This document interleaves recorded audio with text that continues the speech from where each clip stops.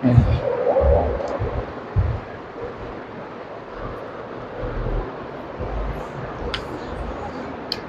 अपन ने last time पे पढ़ लिया था समांतर प्लेट संधारित्र की धारिता के लिए व्यंजक, है ना। समांतर प्लेट संधारित्र की धारिता के लिए व्यंजक दो होते हैं, एक जब उसमें पूर्ण रूप से माध्यम भरा हो और एक उसमें आंशिक रूप से माध्यम भरा हो, एक उसमें आंशिक रूप से माध्यम भरा हो। अब अपन पढ़ेंगे समांतर प्लेट संधारित्र को सीरीज में और पैरेलल में कैसे जोड़ते हैं, मतलब संधारित्रों का श्रेणी क्रम और समांतर क्रम संयोजन। तो आज अपन क्या पढ़ने वाले हैं, संधारित्रों का श्रेणी क्रम और समांतर क्रम संयोजन। तो आज का अपना टॉपिक रहेगा संधारित्रों का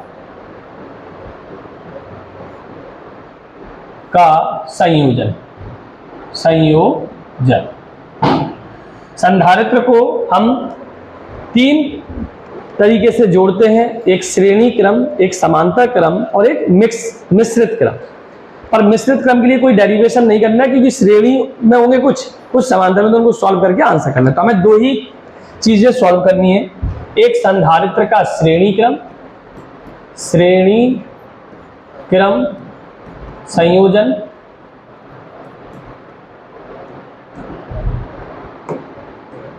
श्रेणी क्रम संयोजन और दूसरा संधारित्रों का समांतर क्रम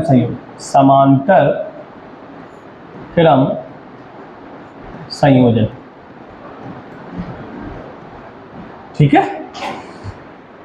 तो संधारित्रों का श्रेणी क्रम संयोजन और समांतर क्रम संयोजन दोनों के लिए हम पहले सूत्र निकालेंगे, व्यंजक याद करेंगे, फिर उसके बाद उनके न्यूमेरिकल्स करेंगे जो पेपर में आते हैं। ठीक है। तो कैसे करना है श्रेणी क्रम संयोजन और समांतर क्रम संयोजन, जरा समझते हैं। तो सबसे पहले अपन को जो पढ़ना है वो है हमारा संधारित्रों का श्रेणी क्रम। संधारित्रों का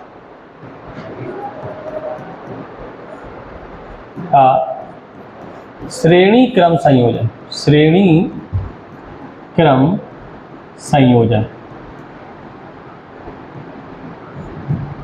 इंपॉर्टेंट क्वेश्चन है बेटा, पेपर में कई बार पूछा गया है, वेरी वेरी इंपॉर्टेंट है ना। तो अपन को इसका डेरिवेशन बड़े ध्यान से सुनना है। मान लो ये एक समांतर प्लेट संधारित्र है, एक ये है 2 और एक ये है 3।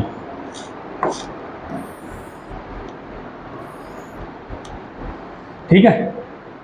C1 इसकी धारिता जो है वो है C1, C2 और C3। इस संधारित्र को हमने प्लस क्यू आवेश दिया, ये प्लस क्यू आवेश इसकी प्लेट पर धनावेश के रूप में इकट्ठा हो गया, इसकी प्रेरण की क्रिया द्वारा इसके प्लेट पर धनावेश आ गया, इस प्लेट पर क्या आ गया धनावेश, फिर इस प्लेट पर क्या आ गया ऋणावेश, इस प्लेट पर क्या आ गया धनावेश, इस प्लेट पर क्या आ गया ऋणावेश, और जो धनावेश आया वो संपूर्ण धनावेश कहाँ चला गया पृथ्वी में। हमारे पास में कितने संधारित्र हैं 3, C1 C2 और C3। तीनों को किस में जोड़े हमने श्रेणी क्रम में। किस में जोड़े श्रेणी क्रम में। तीनों को श्रेणी क्रम में क्यों जोड़ा है, क्योंकि हमें श्रेणी क्रम संयोजन करना था।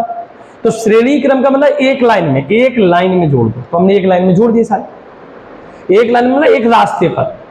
ठीक है। तो इसके बिंदुओं के बीच में जो विभांतर होगा वो V1 होगा। क्या होगा V1। यहां पर जो विभांतर होगा वो V2 होगा और यहां पर जो विभांतर होगा वो V3 होगा। तो आप लोगों को याद रखना है श्रेणी क्रम में विभांतर बढ़ता, कुल विभांतर V था, कुल विभांतर क्या था V, और ये विभांतर जो है बट के V1 V2 V3 हो गया। लेकिन आवेश समान रहता, आवेश Q इस पर भी है, आवेश Q इस पर भी है और आवेश Q इस पर भी है। तो श्रेणी क्रम में आवेश समान होता है और विभांतर बढ़ता है। श्रेणी क्रम में आवेश समान होता है और विभांतर बढ़ता है, याद रहेगा।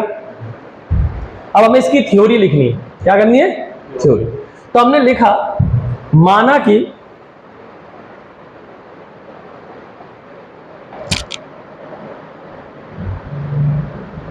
हमने यहां पे लिखा,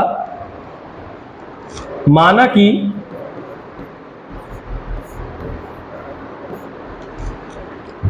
C1 C2 और C3 क्या है? समांतर क्रम में जुड़े, वो श्रेणी क्रम में जुड़े, श्रेणी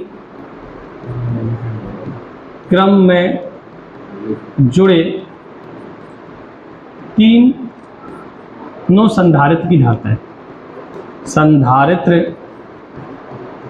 की धारिताएं,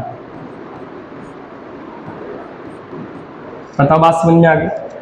C1 C2 C3 क्या है? तीनों संधारित्र की धारिताएं, ठीक है। V1 V2 और V3 क्या है? V1 V2 V3 क्या है? तो V1 V2 V3 है संधारित्र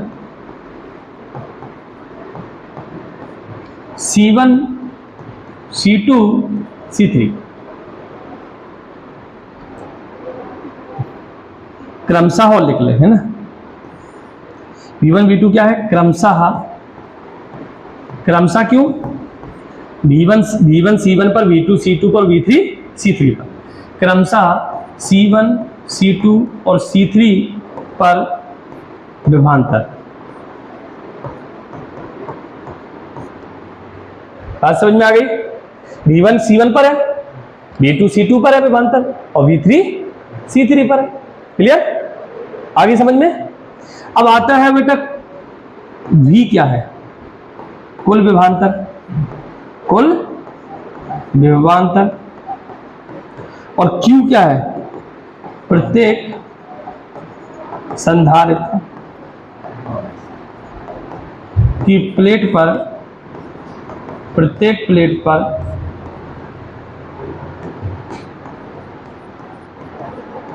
आवेश।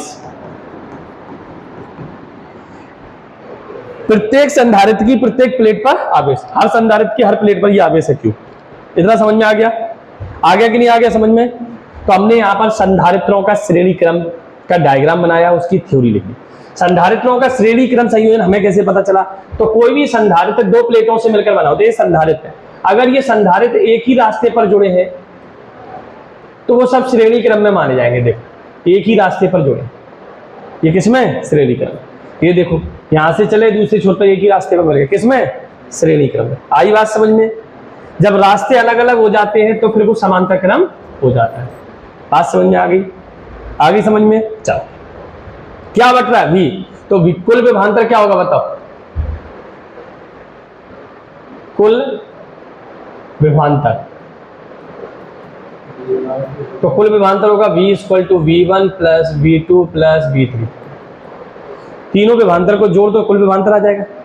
आ जाएगा कि नहीं? जो बटा है उनको तीनों को जोड़ दो तो कुल आ जाएगा, टोटल आ जाएगा। अब आपको यहां धारता का सूत्र लगाना है। क्या लगाना है? धारता के सूत्र से, धारता के सूत्र से। धारता का सूत्र क्या कहता है? C बराबर Q/V। अब हमको विभव निकालना है तो V बराबर क्या होगा बताओ? V बराबर होगा Q/C। तो बताइए V1 बराबर क्या होगा? Q/C1। V2 बराबर क्या होगा? Q/C2। और V3 बराबर क्या होगा? और V3 बराबर क्या होगा? Q/C3। अच्छा, सब पर आवेश समान क्यों? क्योंकि हमने आपको पहले बोल दिया प्रत्येक संधारित्र पे आवेश क्यों है? क्योंकि श्रेणी क्रम में आवेश बटता नहीं है। क्या बटता है? क्या बटता है? विभवांतर। तो विभव सबके अलग अलग है, धारता सबकी अलग अलग है, पर आवेश सबके समान। समीकरण 1 में मान रखने पर, समीकरण 1 में ये सभी मान रखने पर, ये सभी मान रखने पर, तो जब हमने इसमें मान रखा तो V = क्या हो गया? Q/C, Q/C1, Q/C2, Q/C3। Q common ले लिया बेटा हमने, यहां से हमने Q common, 1/C1 + 1/C2 + 1/C3। Q से Q कट गया, तो Q से जब Q कट गया तो यह आ गया 1/C, 1/C1, 1/C2, 1/C3। यही परिणामी संधारित्र की धारता का सूत्र, यही परिणामी धारता का सूत्र आज समझ में आ गया समझ में कि नहीं? 1/c equal to 1/c1 plus 1/c2 plus 1/c3। और मान लो तीनों की धारता समान होती तो क्या होता है? अब अगर अपन मान लें यदि तीनों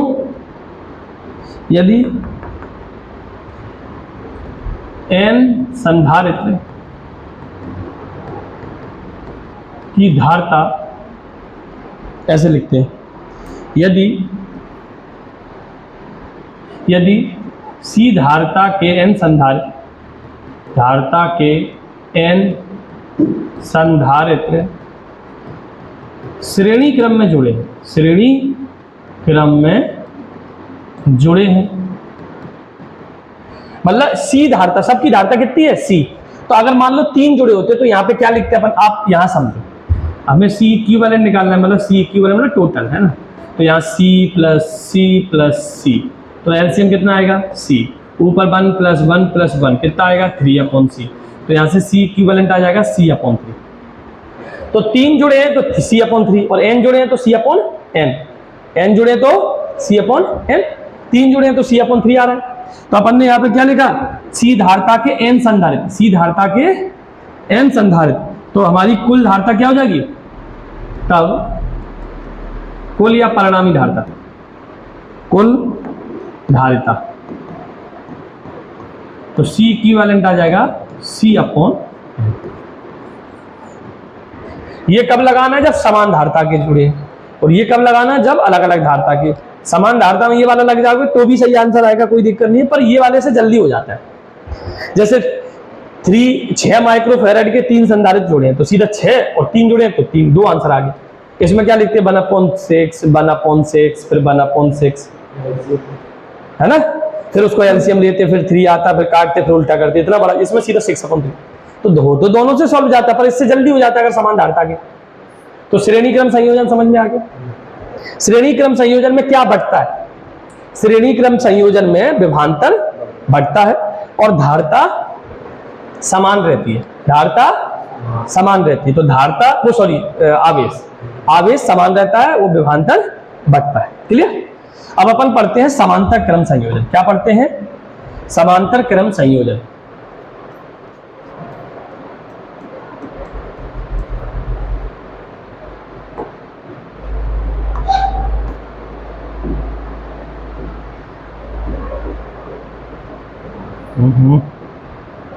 समांतर क्रम संयोजन किसका है? समांतर क्रम संयोजन ये धारता का, संधारित्र का। किसका है? संधारित्र।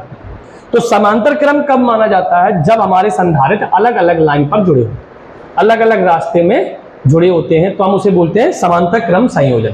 क्या बोलते हैं? समांतर क्रम संयोजन। जैसे एक संधारित्र ये जुड़ा है, एक संधारित्र ये जुड़ा है, देखो ये अलग अलग रास्ते पर जुड़े, एक ये जुड़ा है, तो यहां से कोई आदमी गया, देखो एक रास्ता ये है, एक ये है, एक ये, तो किस में मिल जाएंगे? समांतर क्रम में। और एक ही रास्ते पर जुड़े होते तो ये किस में है? एक ही रास्ते पर है, तो श्रेणी क्रम। बात समझ में आई कि नहीं आई? आ गई?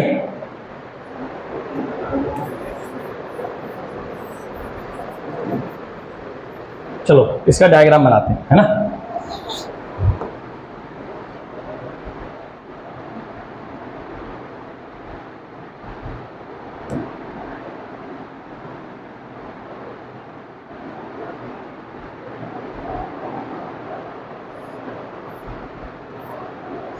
एक, 2,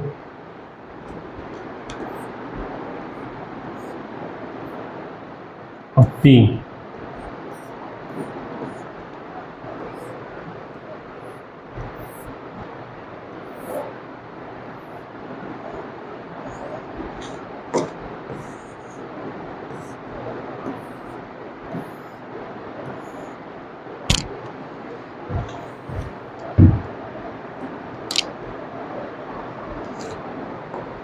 मान लो ये 3 संधारित्र हैं जिनको हमने +q आवेश दिया। क्या दिया? +q आवेश। तो ये आवेश 3 भागों में बढ़ गया, Q1, Q2, और Q3।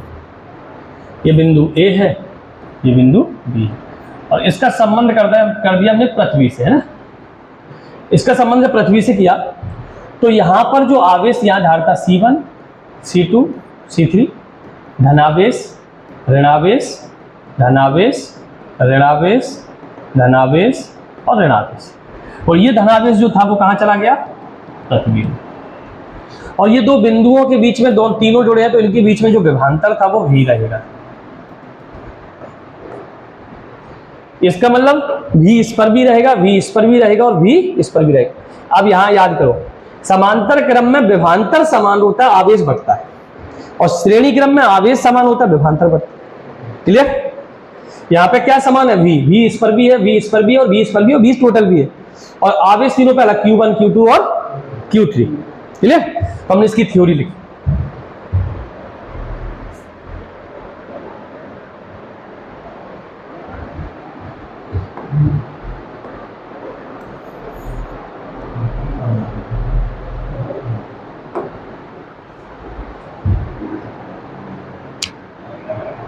इसकी थ्योरी देखते हैं। हमने लिखा, माना कि, बताओ बेटा, C1, C2 और C3 क्या है? C1, C2 और C3 क्या है? तीन संधारित्र श्रेणी क्रम में जुड़े हैं या समांतर में? समांतर। तो समांतर क्रम में जुड़े तीन संधारित्र की धारताएं, समझ गए? समांतर क्रम में जुड़े, तो अपन ने लिखा समांतर क्रम में जुड़े तीन संधारित्र की धारताएं। बात समझ में आई? आ गई? अच्छा बताओ, Q1, Q2 और Q3 क्या है? क्रमशः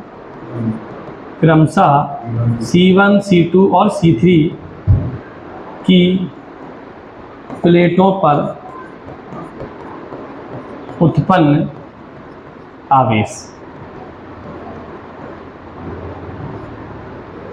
तो इसकी प्लेट पर कितना, Q1, इस पर Q2, इस पर Q3। अच्छा, V क्या है? बिंदु A और B के बीच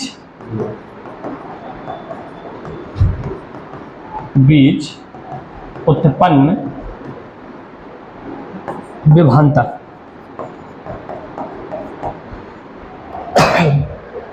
बात समझ में आ गई? आगे कि नहीं आगे? जो चीज इसमें डायग्राम में बताई है वही चीज हमने इसमें लिखवाई है। किसी को कोई दिक्कत? भी A और B के बीच में विभवांतर है, Q1, Q2, Q3 उनकी प्लेट पर, मतलब जो धारताएं हैं, जो संधारित्र हैं, उनकी प्लेटों पर उत्पन्न आवेश है, और C1, C2 उनकी धारताएं हैं। अब हमने लिखा क्या बट रहा है, आवेश, तो लिखा अतः कुल आवेश, कुल आवेश, तो कुल आवेश Q equal to Q1, Q2, Q3। Question fast, ठीक है? कुल आवेश समझ में आ गया? आ गया कि नहीं आ गया? अब आप मुझे बताओ, धारिता के सूत्र से क्या होता है? धारिता के सूत्र से, तो धारिता का सूत्र होता है Q equal to C upon, नहीं सीधा V, मतलब C equal to Q upon B होता है, पर अपन Q इक्वल टू C भी लिख सकते हैं, चलो लिख देते हैं। Q अपॉन B होता है, तो यहाँ से Q इक्वल टू क्या आ जाएगा, CV। तो यहाँ से Q1 कितना आ जाएगा, C1V। वोल्टेज तो समान ही रखना है। Q2 कितना आ जाएगा, C2V। Q3 कितना लगा जाएगा, C3। तीनों पर देखो विभव समांतर है, रख दो यहाँ पे Q की, ये सभी मान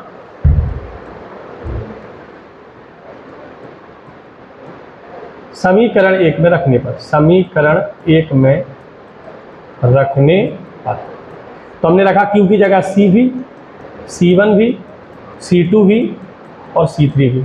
V हमने कॉमन ले लिया, तो C1, C2, C3, V से V कट गया, तो C equal to C1, C2 और C। यही परिणामी धारिता का सूत्र है, यही परिणामी धारिता का सूत्र यही परिणामी धारता का क्या है, सूत्र। बात समझ में आ गई, आगे की नहीं आई, क्लियर है? क्या तक कुछ नहीं किया, जो क्या बच रहा था, आवेश, तो आवेश तीनों को जोड़ दो, टोटल आवेश हो गया। तो तीनों आवेश जोड़ दिए तो धारता के सूत्र से आवेश निकाल लिए। विभवांतर सब में समान है, वी वी वी वी रखना है, धारता और आवेश अलग अलग है। तो Q1 C1 भी, Q2 C2 भी, Q3 C3 भी, वैल्यू पुट कर दिया, V कॉमन लेके कर दिया, आंसर आ गया। अब हमने लिखा यदि C धारता के N संधारित्र समांतर क्रम में जुड़े, समांतर क्रम में जुड़े हैं, तो परिणामी धारता, तो C इक्विवेलेंट कितना आ जाएगा, देखो बेटा 3 है, C plus C plus C 3C, तो N जुड़े हैं तो NC। बताओ बात समझ में आई, यहां तक क्लियर है? श्रेणी क्रम समांतर क्रम, श्रेणी क्रम समांतर क्रम। अब अपन इसके देखते हैं बेटा न्यूमेरिकल्स, है ना? समीकरण एक समझ में आ गया था, मान रखने पर। तो Q का मान कितना है, CV, Q1 का कितना है, C1 भी, Q2 का कितना है, C2 भी, Q2 V कॉमन ले लो तीनों में, इसी भी करें आंसर। ठीक है, क्लियर है? चलो आगे बढ़ते हैं।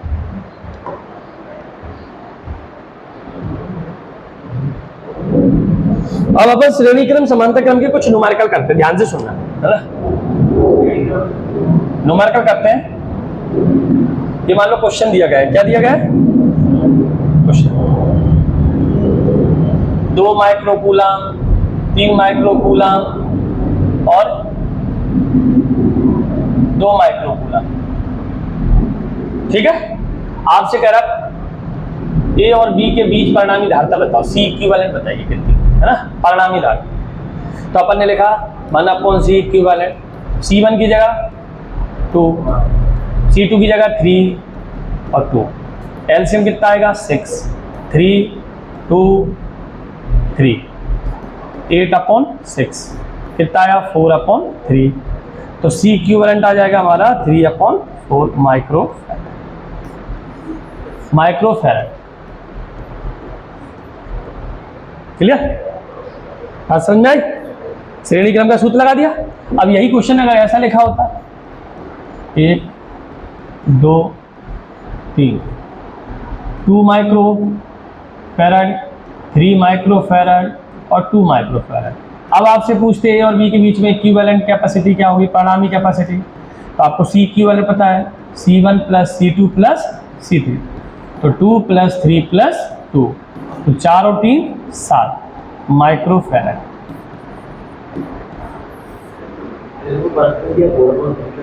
क्योंकि ये 1/C इक्विवेलेंट आया था ना, तो C इक्विवेलेंट चाहिए, तो ये ऊपर जाएगा तो ये भी तो ऊपर जाएगा।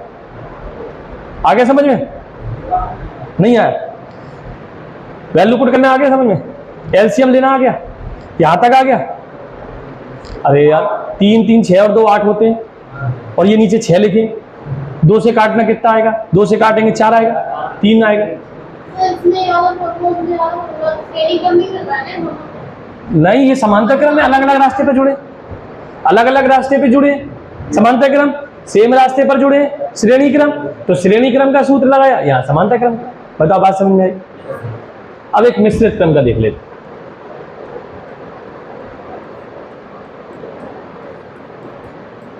देखो इसमें भी C इक्विवेलेंट निकालना, ये है C, ये है C और ये है C। तो पहले मुझे बताओ ये दोनों किस में जुड़े? तो पहले इनको सॉल्व करके एक बना लेते हैं। तो यहां से मान लो C इक्विवेलेंट निकालनी थी, तो हमने सबसे पहले C डैश निकाला, तो C प्लस C कितना हो गया, समांतर क्रम का 2C हो गया। इन दोनों को सॉल्व किया, ये अलग अलग रास्ते पर जुड़े। अभी आप इसका इसके साथ सॉल्व नहीं कर सकते, सोचोगे ये नहीं कर सकते, एक ही रास्ते पर जुड़ोगे तभी तो श्रेणी क्रम लगेगा। पर ये इसके बाद ये 2 रास्ते आ गए, पहले 2 रास्ते को एक रास्ता तो बनाओ। तो आपने पहले इन दोनों को पैरेलल में सॉल्व कर लिया, C प्लस C कितना हो गया 2C। अब जब 2C आ गया तो हमारा नया डायग्राम क्या बन जाएगा, ये C और ये 2C है। अब ये किस में जुड़े बताओ, श्रेणी क्रम में, तो लगाओ फॉर्मूला। एलसीएम कितना आएगा 2c, तो यहाँ जाएगा 2 और यहाँ जाएगा 1। भैया एलसीएम और डिवीजन लेना आते हैं कि नहीं आते? भैया c और 2c का हमें एलसीएम लेना था, तो हमने c से काट दिया तो 1, ये 2, फिर 2 से काट दिया 1 बाय, और 2 का मल्टीप्लाई 2c आ गया। अब जब 2c आ गया तो c का डिवाइड देंगे 2c से तो 2 बचेगा, 2 का मल्टीप्लाई करेंगे 1 से 2 आ गया। फिर 2c का 2c से डिवाइड देंगे 1 आएगा, और 1 का मल्टीप्लाई 1 से 1 आएगा। तो 2 + 1 कितना हो गया 3/2c। तो यहाँ से c इक्विवेलेंट कितना आ गया 2c/3। बात समझ में आ गई? आई या नहीं आई? समझ में आ गई? चलो अगला क्वेश्चन देखते हैं।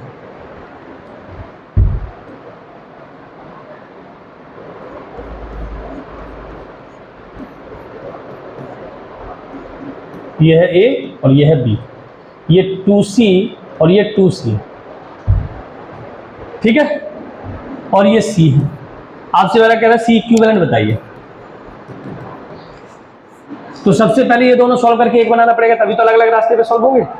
एक रास्ते पर एक होना चाहिए तभी पैरेलल सॉल्व होता है। अगर एक रास्ते पर 2 दिख गए और नीचे एक है तो ये सॉल्व नहीं हो सकता। ये दोनों पैरेलल नहीं कर सकते क्योंकि इस पर 2 जुड़े। पहले इनको सॉल्व करके एक बनाओ, समझ गया कि नहीं? पहले ऐसे बनाओ तभी तो सॉल्व होंगे। तो अपन ने क्या किया, ये दोनों सीरीज में है, तो सीरीज में सी डैश कितना आता है NC, पढ़ाया था फॉर्मूला समान वैल्यू पर। n कितने हैं 1 2,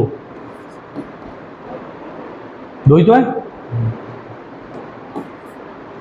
चलो ऐसे कर लो, तो मैं ऐसे नहीं कर पा रहा हूँ। c 1/c dash = 1/2c + 1/2c, LCM आया 2c सीरीज में, और एलसीएम आया तो ये 2 से 2 कट गया तो 1/c। तो यहाँ से c डैश कितना आ गया c, कितना आ गया? तो नया डायग्राम कितना बन जाएगा, ये c और ये वाला भी c। अब समांतर क्रम में c इक्विवेलेंट कितना आ जाएगा c + c, तो c इक्विवेलेंट आ जाएगा 2c। बताओ बात समझ में आई नहीं आई? ये दोनों किस में जुड़े हैं, श्रेणी क्रम में। तो श्रेणी क्रम का सूत्र 1/c1 + 1/c2। तो ये सॉल्व करना तो हम सिखाएंगे क्या, 2c और 2c का एलसीएम 2c आएगा, डिवाइड देंगे 1 आएगा, और ये 1 आएगा, 1 + 1 कितना होगा 2, तो 2 से 2 कट जाएगा 1/c, तो c डैश कितना आ गया c। तो यहाँ इन दोनों को सॉल्व करके c आया, और ये ऑलरेडी c था। दोनों किस में जुड़े हैं, समांतर में। तो c1 + c2, तो c + c कितना हो गया 2c। आ गया समझ में? अब अपन एक क्वेश्चन और करते हैं। देखो मान लो ये संधारित्र है, ये बैटरी से जुड़ा है, ये संधारित्र की धारिता है 10 माइक्रोफैराड, और ये हमारा 10 माइक्रोफैराड, ये वोल्टेज हमारा 2 वोल्ट। कितना है बताओ, आवेश कितना होगा? तो अभी अपन ने पढ़ा आवेश क्या होता है, CV होता है कि नहीं? तो C कितना दिया है 10, और V कितना है 2, कितना आ गया 20 माइक्रोकूलम आवेश की मात्रा। चूंकि ये धारिता माइक्रो में थी इसलिए माइक्रो में आया, और आवेश का क्या होता है कूलम, तो कूलम आ गया। क्लियर? अब एक क्वेश्चन और देखो,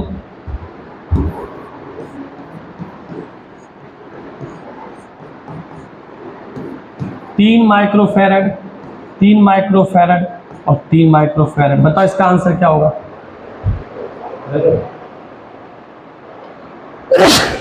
सॉरी बताए। अब ये देखो एक ही रास्ते पर जुड़े, एक ही रास्ते पर जुड़े, तो ये श्रेणी क्रम में जुड़े। तो श्रेणी क्रम का फॉर्मूला क्या होता है C/n। तो 3 और कितने जुड़े 1 2 3, तो C इक्विवेलेंट कितना आ गया 1 माइक्रोफैराड। बात समझ में आ रही कि नहीं आ रही? क्यों ऊपर से जा रहा है, आ रहा है पीछे? क्लियर? तो ये हमारे श्रेणी क्रम और समांतर क्रम के कुछ न्यूमेरिकल्स थे जो मैंने आपको करवा दिए हैं। यहाँ तक क्लियर है सबको? समझ गए? तो इसके आगे अपन अगले टर्म पे पढ़ लेंगे, आप तब तक इसको लिख लो।